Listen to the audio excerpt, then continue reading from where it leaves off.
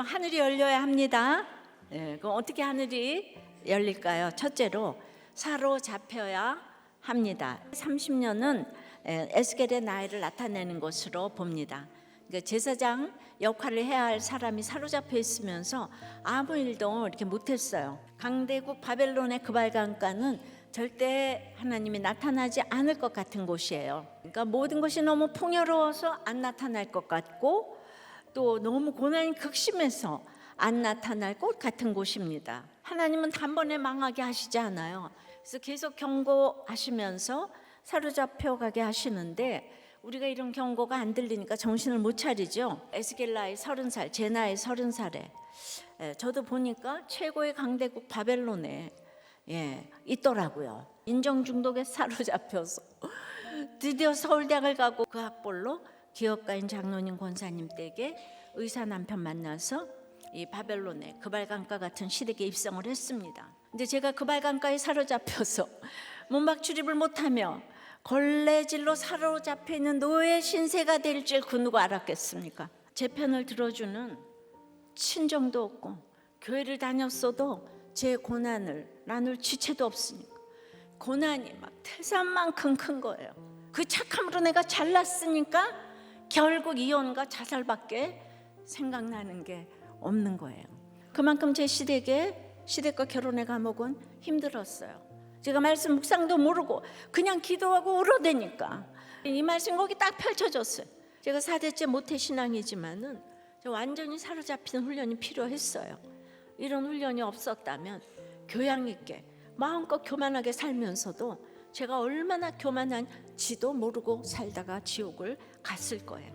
시댁이 저를 훈련시키고 보호하신 성전 중에 성전이었다고 생각이 되는 거예요. 천국은 홀로 가는 곳이에요. 우리도 홀로 있는 걸 미리미리 연습한다면 유익이 될 것이에요. 홀로 서기는 혼자 살려는 게 아니고 하나님과 동행하는 거예요. 그렇게 되면 두 번째는 모든 때에 순종하게 되는 거예요. 사로잡혀서 아무것도 못하게 되니까 땅끝까지 내려가니까 드디어 제 밑바닥이 보이기 시작했어요. 주님은 문제에서 벗어나 자신을 직시하라고 우리를 외롭게 하십니다.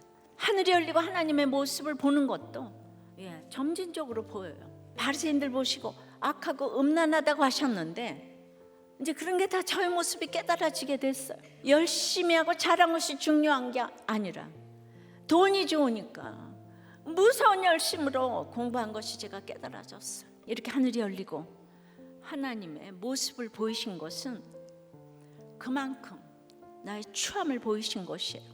똑같은 시공간이지만은 내 죄를 보니까 더 이상 거기가 감옥이 아닌 거예요. 감옥에서 천국으로 신분이 바뀌는 일이었어요. 그러면요, 말씀의 권능이 임하는 거예요. 갈대아 땅 그발강가에서 말씀이 특별히 임한다는 것은 말씀을 알아먹을 사람에게 이제 임하게 하시는 거예요. 바벨론 시집살이에 사로잡혀있던 제게도 특별히 말씀이 임했습니다. 말씀이 임하니까 날마다 저의 이 죄됨이 보여주시니까 권능이 임하더라고요. 맹종하다가 구원 때문에 기뻐서는 순종으로 바뀌니까 이 두려움이 영원구원의 순종으로 바뀌었어요. 저에게 여호와의 권능이 임했어요. 이 똑같은 삶에서 말 한마디 못하다가 얼마나 달라졌는지, 얼마나 달라져서 오늘날 이렇게 설교자가 됐겠어요. 저는 이제 아줌마들과 맨날 우리 시어머니 뒷담화 하던 바보 같던 노예에서 주인의식을 가진 주인으로 달라졌어요. 여러분, 서울대학을 나가면 뭐합니까? 전혀 설득을 못 시켜서 왕따를 당하던 전 정말 생각만 해도 우습지 않아요? 그럴 때 이혼을 해야 되겠습니까? 그때 우리가 큐티를 해야 돼요. 공동체에 들어가서 자기 모습을 나눠야 돼요. 착하게 살았어도 행위만으로 구원받을 수 없다는 걸 누군가는 보여줘야 되는 거예요. 늘 정확한 복음을 들어야 갑작스럽게 닥쳐오는 고난도 해석할 수 있는 줄 믿습니다.